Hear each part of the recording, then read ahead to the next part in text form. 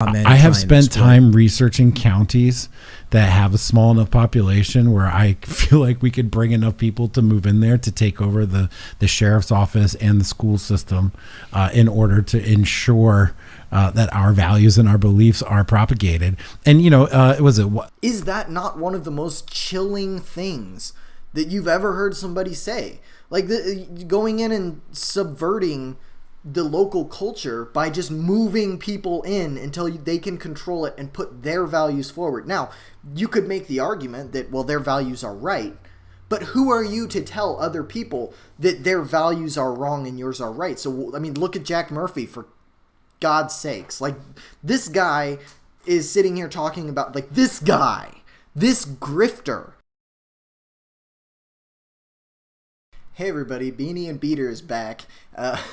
I'm specifically wearing this shirt just for the benefit of the Robert E. Lee guy in the comments who told me not to wear a beater anymore because he thinks that my birthmark is off-putting. So this is just for him. I hope that you're watching, buddy. Anyways, this video has been a long time coming. I listened to this while it was going on live because I was on a long drive. And it really bothered me, but I didn't really know how to put into words why it bothered me. And then, of course, with this episode, so this is the last episode of Timcast that Jack Murphy was on. So this was during that interview where he quote-unquote addressed, but actually lied about Sydney Watson regarding his whole cuckold article thing. And so this was a conversation that Tim and Jack had that really just, something about it rubbed me the wrong way. And so I wanted to, I really wanted to just show it to you because I haven't made my mind up on it yet. So I'm going to give my thoughts on it, and then I really want to hear the conversation in the comments from you viewers because I'm not sure if this is social engineering, or which I oppose entirely, or if it's the way that our system is set up. And so I'm still, again, I haven't quite made up my mind on this, so feel free to give me either side of the story. I think West Virginia is so important. If I were to set this business up in New Jersey, and then 50 years from now I'm dead or whatever, who in New Jersey would inherit that, and what would they do with it? They'd become like Fox News. They would be like, we are challenging the establishment. So for context here, what Tim is talking about is his... he's setting up his business empire, and he wants to propagate it, right? He wants to propagate the ideas that he's, the ideas that he's pushing out right now. He wants those to have a life past him and to be bigger than himself. And in a lot of ways, I actually think that this is the right thing to do. There is a need for impartial media. There is a need for, people to stand up to the establishment in media. And so the overall goal of this, I'm not opposed to, but I'm playing it this far out for context because there's some parts of this conversation that get really, really murky for me, and so that's the point. That establishment, you want us to implement a vax mandate? You got it, boss. Now in West Virginia, for at least the time being, people are going to be like, get away from us, freedom. Right. West Virginia. Okay, so here's the first point. Tim Pool is talking about you need someone to stand up to, the authorities and talk about the hard topics. For him, it's the vax mandates and things like this. So this is the first thing that really made the hairs on the back of my neck stand up, because there are certain topics that Tim Pool will not talk about, including certain aspects of the 2020 election and certain drugs that may or may not be useful in the treatment of COVID. So these specific topics, he could even host these conversations on his on his private show, the members segment or whatever it's called, but he doesn't. He doesn't really get any more explicit than he has on the live shows as far as ideas. Now he'll curse more on those members shows and all of that by all accounts, but he still doesn't discuss these specific topics. And so I'm actually very interested in this level of compliance, because I think that there's some things there that do need to be discussed, particularly with mail-in voting and stuff like all that. I don't really want to get into that because that's not exactly the point, but this is where I went, hold on a second. if your goal is to not be the next Fox News, then you're kind of doing the same thing, not nearly to the same extent, but that was kind of a trigger for me on that. Beautiful country. I'm headed there in just a couple of weeks for the holidays. Love it.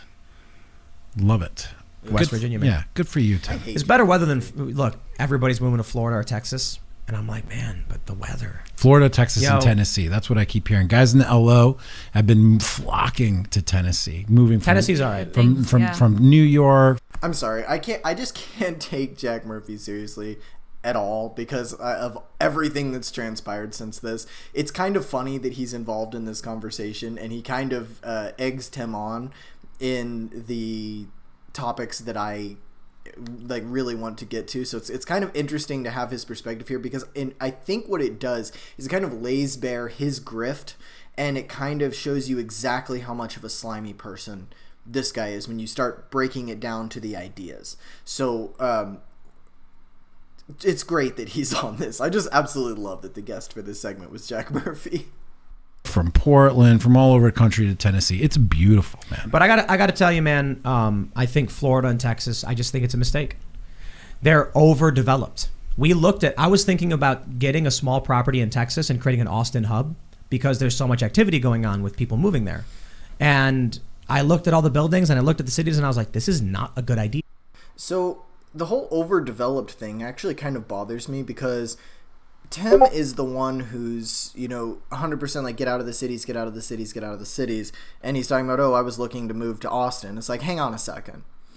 But I get, again, like, I understand for the purposes of his company, like, I don't really have a problem with any of this. It feels a little disingenuous to me, but I don't really have a problem with this at all. It's not. It's just another hipster location. It would be like moving to Williamsburg in 2011. That's exactly right, and that's the vibe I got. No offense, Nashville. No offense, Austin, but that was the vibe I got. And they're on a path to not being what made me want to go there in the first place. As an aside, Jack Murphy may want to consider going to one of these hipster locations, because I feel like the lifestyle is much more prevalent in hipster locations. Sorry, I had to get one of those digs in there. I can't stand this guy. Looking at him kind of makes me angry after everything that I've uncovered. You can go watch the other Jack Murphy videos that I've made if you want to see some of the really disgusting and disturbing stuff that this guy has done. But this video is not about Jack Murphy, really. I don't care about him anymore. But I just... God, it's so weird that the people listen to guys like this about, where should you uproot and move to. It's like, yeah, let's go move somewhere else with a different culture than I'm at. I've not been there before, but people are telling me to move here, so I'm going to move here and not necessarily co-opt the local area with my particular beliefs, but they kind of go in without much of a regard for the culture that they're moving into. So we saw this happen in Central Oregon most recently. Like, people from California just flocked to Central Oregon and kind of changed the entire dynamic of what goes on in Central Oregon. So it's kind of the exact same thing that people like this complained that Californians are going to do to Texas or to Florida, but it's just happening in reverse. So the point is, it's not a principled position to want to move somewhere new and bring your principles there and fundamentally change it for the people that live there. If that were a principled position, you would be a lot more sympathetic toward the culture that you're moving to. And I don't mean culture as in like ethnicity or anything like that. I mean culture as in like the values that the people where you live are. So if you're moving there and you actually bring the values of people that are already there, great. But if you're moving there and trying to change it to fit what you think is right, then I have a little more of a problem with that. That feels very social engineer-y to me. I don't care for that. But one of the things I was most struck by in Tennessee was going to like the state capitol and going to monuments and stuff. And I live in DC, a federal district with like pretty limited history. You go to a state like Tennessee and you're at this capitol and you're at the monuments and you're like, all these people, they went and they died in these wars and all of their pride that they have. And like, man, that was actually really intriguing and sort of romantic for me. I can't wait to get out of DC, man. I can't wait to get out of DC, but man, you shot yourself in the foot trying to, with all your options there. You had a lot of people respecting you, and then, you know, you did what you did, Jack. But anyways, like, this isn't about Jack Murphy. I really don't care about him. But the principle that they're talking about, as in, like, moving somewhere and bringing their principles with them, that's actually what I'm focused on here. And they're about to make a point, I think, here in just a couple of seconds, that is... It really feels gross to me. Can't wait. Yeah. I think about West Virginia and this big empty property, and I'm like, you know, I talk about how the colonists come to North America and they land on a barren shore and they're like, all right, you know, 20% of the people on this boat have died already from the trip. Now we're all going to start building on the shoreline, and another 20% of you are going to die. And they basically come across undeveloped space and like, we got to build houses, we got to start farming, we got to figure out how to survive. So the big difference here, I think, is that there's already people there. Tim talks about how he lives in the middle of nowhere, but he really doesn't. He lives, you know, fairly close to DC. He lives in the tri-state, or close to the whole tri-state area. I mean, he's not, you know, out in the boonies. He's not in a completely undeveloped place. There are people that live here and they have certain values, and it feels like the things that Tim is saying are being said without regard for the people that already live there. So he's moved in, he's brought this conglomerate with him that he's trying to create, like a media company, right? And he's trying to hire people and bring in influences and, you know, make this space kind of the Tim Pool political party region. And I haven't quite figured out how I feel about this, again, because, like, if he's a property owner, he lives there, he does his business there, he invests in the local community, like, that can be a really good thing. But if what he intentionally tries to do is get his people into, like, moved there and into politics, that feels slimy. I don't like that. And they did it. So I'm like, man, for the past several years, I've been thinking, I don't want to go to a developed hub like Miami just because everyone's there. I'm like, that's easy. Or I don't want to go to because Florida because they have been, you know, passing the right laws and everything. Like, this is the point. You don't want to go to Miami or to Austin or something because, maybe, it might be overdeveloped. Those reasons might well be valid. But based on what you're about to say, and I know you haven't said it yet, so I'm kind of jumping ahead of myself, but it feels like the reason that you don't want to go there is because the level of control that you would have is much lower. And you'll see what I'm talking about in a minute. And go to a place that someone else has done the hard work to make great. I want to go to somewhere where I have the freedom to make something great. Truth be told, it is better laws in West Virginia because people were voting for better laws. Yeah. But there are a lot of people who need industry there. Some of the poorest people in the country live in West Virginia. Mm-hmm. It does have its problems. We're going to change this. See, so this is the part that I can actually get behind. I do like the idea of bringing business to a poorer area and trying to, you know, get the community involved, put some better jobs out there. But here's something that, like, again, this kind of bothers me because a lot of the people that he's bringing there came with him. They're coming to his business not from local areas, so like Cassandra Fairbanks, you know, the other members of his IRL show. So they're coming in from the cities or from, you know, places where he can find people who agree with him and not necessarily local. And so that's why this is such a red flag to me. In 50 years, there is going to be an economic powerhouse out of West Virginia, and they're going to have very libertarian values. And imagine this, the might of the New York Times, headquartered in rural West Virginia. All of a sudden, because this is what people need to understand. Just dream big, Timmy. Oh, I'm not even done dreaming. Okay. The reason why the media... I mean, again, like this could be a very good thing, but the way that it's being presented kind of feels like a power fantasy to me. I mean, the might of the New York Times, you know, like I don't. This might be why I'm so conflicted on this issue, because like I can say that fundamentally we do need a neutral voice in news in the U.S., but if it's started for the wrong reasons, it's not going to end well. And it's not going to end as, you know, the voice of the people.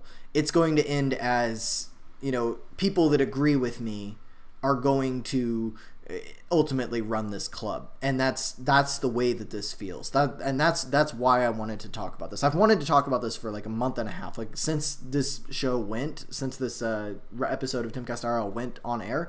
But there was a bunch of other things, and then I kind of forgot about it. But I stumbled across it again, and I was just like, oh my God, I have to say something about this. Is overwhelmingly left is because they put all the headquarters in big cities, which are Democrat run. Yep. The only people who can get jobs there are wealthy Democrat children whose parents subsidize them to live in places like New York City. Indeed. Then you end up with 97% of all media coming from leftist, you know, activists and worldview. Oligarch.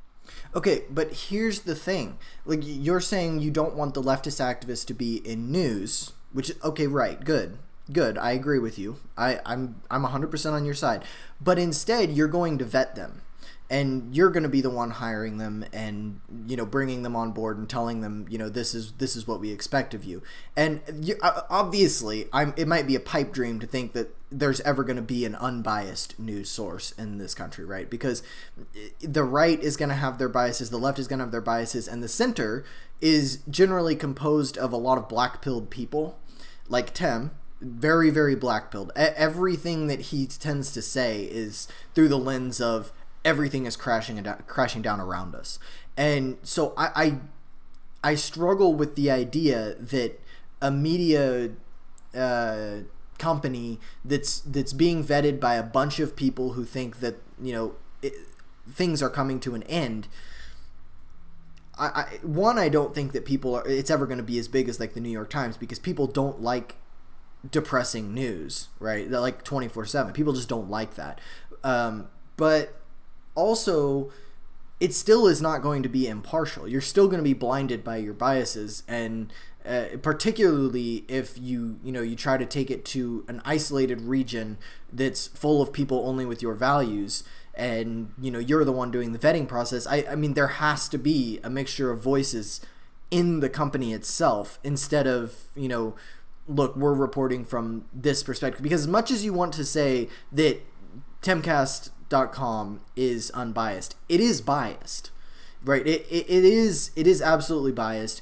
It may not be as bad as other places, but, and again, I'm not saying that, you know, Tim, go do better. I'm saying you have to be careful when you start visualizing this through the lens of power, and that's how it feels to me.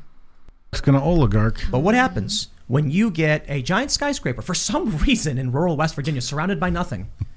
And the people who work there are all like these are people with backgrounds in blue collar jobs and tradesmen. But that's not who it is, though. Like, I mean, you have Cassandra Fairbanks as your editor-in-chief. You have you're hiring people by posting things on, like I saw Lydia posting something on Instagram about it. Like, you're hiring people off the internet who agree with you, not necessarily just locals. So I don't know if I'm the only one who's looking at this. Maybe I'm crazy, but this doesn't feel impartial to me, and more than that, it doesn't feel local to me. It feels like you're bringing an organization to a place where you have the freedom to bring an organization without an awful lot of regard. Because I'd be willing to bet you that about 95% of the people in West Virginia, they don't agree with Tim's politics, and so there's going to be some sort of a conflict here. I think most people in West Virginia are probably to the right of where Tim and his crew are. So again, it feels a little bit more like a power grab or social engineering than it does just like an unbiased news source. And they have kids who can afford to live in the area, who grew up working on a farm, who started, learning how to write or report or do videos, and then they come and work at a media organization. People are going to call you a gentrifier, Timmy. They can call me whatever I want. That's a CRT leftist propaganda. I don't care about that. The people who live there are going to be like, look, the people we'll attract for these jobs who live in the area are going to be like, I worked with my hands. I know what a hard day's work really means. And then they're going to be those values. That's not the kind of person that's going to come work for a media company, because they're just, one, they're either not going to be interested, or two, that's just not their personality. Like, the people who are able to write and speak and, really get out there and present media in such a way that that it can be relatable, it can be, well said, and it can be it can compete with other media companies. They're generally not like farmers or truckers. And that's not a dig against like blue collar people. It's just that that's generally not the, like, one, that's not the sector they really care about, and two, it's generally not in the wheelhouse of a lot of these people. And I defy you, Tim, to show me where you're hiring these blue collar people other than as like contractors or whatever to build your house. I don't think you're hiring them for your media company. Now, I could be wrong, but I don't see it. I'm looking at, like, he brought on that one other guy, I think his name was Matt, to his show, who was somebody who worked on his site. Like, the people that you're hiring are still people with backgrounds in journalism, like, traditional journalism. You're not going out and hiring, the night cook from, BJ's Diner down the street. You're going and hiring somebody with experience and maybe even expertise and generally like a degree in that field. So I don't think that this is actually going to happen. It's a good, it sounds good when you say it, but it's not practical, and I don't think that's what's going on. Will be coming out of that broadcast tower. I don't really think we'll build a skyscraper, because I think skyscrapers are impractical. But we were talking about finding an old, like, decaying city and just buy. Okay, this is where the alarm bells start ringing for me. So hopefully you've stuck with me this long, but the alarm bells, like, they start going off here at this point. So just listen closely to the way this is presented. Buying up property and renovating and then expanding. Totally. And you should do that also in a place where then you can also run people for county executive board and sheriff, and have your own police and legislature and school system. Listen to that again.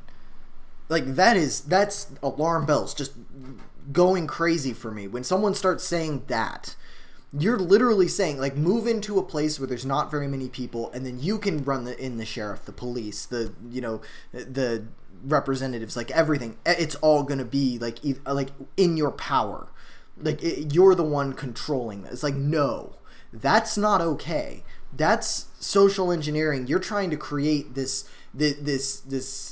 utopia for yourself where all the elected officials are of your ilk and no dissenting voices exist. Like, that's what this sounds like to me, and I don't think that's okay. I think that's social engineering. I might be crazy here, and again, like, I'm kind of conflicted about this because of the way that Tim presents it early on, and then but this right here, I think this is unacceptable. I mean, yeah, I'm not a big fan of politics, but I recognize. I'm not a big fan of politics, says the guy who's dedicated his life to politics. I mean, and he agreed. Like, let's not skip over the part where he just agreed with Jack Murphy that it's important to have all the elected officials be your people. Like, that's not how this is supposed to work. Now, if you're a landowner and you're like, this is the place you live, then, like, your voice should matter. And again, this is why I'm so conflicted about this, because, like, if you're the one who's bringing in jobs and all of this stuff, but do you guys remember, like, have you ever watched, like, an old Western movie, like Shane, right? I don't know if you ever read the book Shane or watched the movie, but pretty much the premise is that, the big rancher guy is trying to run the farmers out because he's got his own big mighty plans of what he can do with this property. And so, Shane comes in and, stands up to him and all of that, kills his gun hand and all of this stuff. But the point is that when you have somebody like this who's got enormous ambition and they're coming into your region and saying things like this should set off alarm bells. This feels very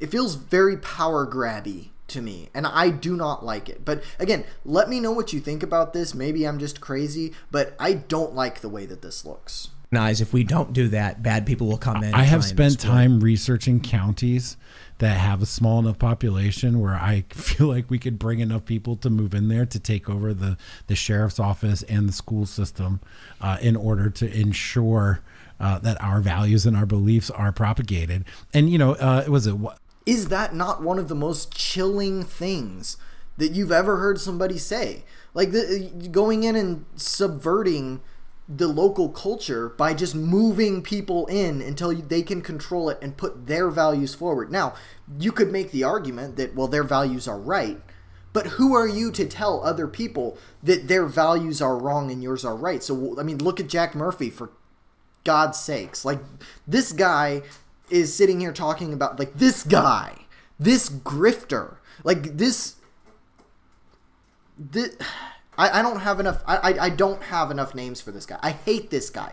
This guy is an evil person, and he's sitting here talking about bringing in enough people to take over a county and run it the way that he sees fit. How is this not just like a naked grab of power? Like, am I crazy? This is social engineering, like 101. You're just bringing people in and, taking it over with your values no matter what anybody else says because you have the numbers. It's like, that's a blatant abuse of the system. I was going to say Wild Wild Country. Is that what it is? A documentary about cult is a loose word, but they did that. Yeah, that's a good word for it. A freaking cult where you bring in all the people you need to just take over some specific little area and no one can resist you because you have the numbers. Yeah, kind of culty. It feels it's like a political cult. It's kind of exactly the thing that you guys complain about has happened in academia. Like, you're sitting here like, well, the left wing has just brought in people and taken this over and all. Well, you're trying to do the same thing. Like, this is not a principled position for you. This is a position that is built on the fact that you think you're right and you get to dictate to everyone else how their lives should be lived, and you get your representative government by literally just moving people in. This is evil. This is exactly the way that you abuse a system that utilizes democracy in any sense. That's what this feels like to me.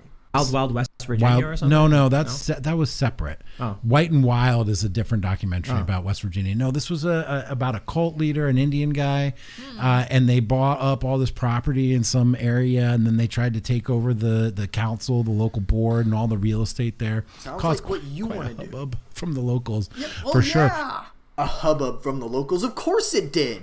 You're talking about bringing people in, like your evil self, Jack Murphy. Like, you are an evil man. I don't give a damn what you did in your sex life. I don't care about that. You're an evil person because you're a grifter. And you're coming out here talking about taking over someone else's, like, a region of the country where other people live, and you're doing it because their laws are lax because they want freedom. And so you're going in there, you're taking advantage of the fact that they want freedom and trying to build your little utopia just because there's no one restricting you from doing it. That's evil. But that's representational government. No, if you own the land and you live there and your people live there and you vote. It is not representational government.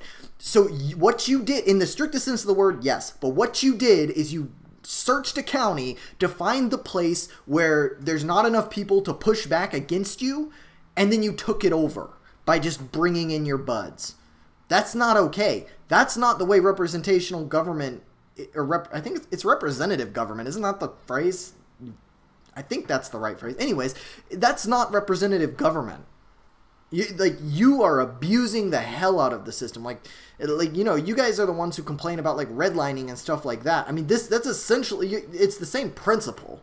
You're manipulating where people live so that you can get the representatives that you want. So I mean, it's not exactly redlining, obviously, because you don't have the power to do that, but you're gaming the system in the same type of way. For the thing, that's the way it's supposed to be.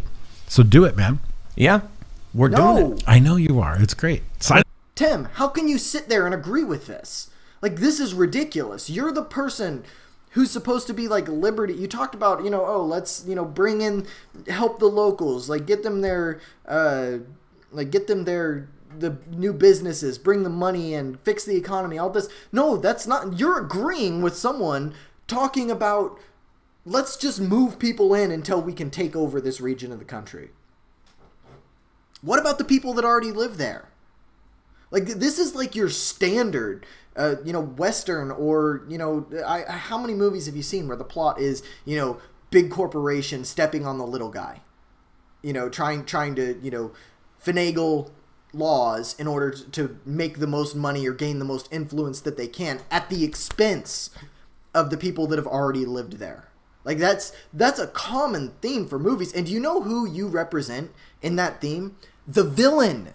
You're the villain in this movie, Tem. Like, you must understand this. You're a smart guy. You must understand this. Yeah, that's it. Like, that's the part that I was conflicted about. You could tell at the end there, like, this really started to get to me because I just don't think it's okay. That's my gut reaction. I haven't sat and thought through every single nuance of such a situation because I want to hear other perspectives on it first. I want to hear what you guys have to say, but this feels very wrong to me. So tell me in the comments, like, what do you think about this? What do you think about the ideas that Tim and Jack are putting forward here? Like, comment, subscribe. Please comment. I want to know what you think about this. But yeah, I'm kind of heated right now. I'll see you in the next video.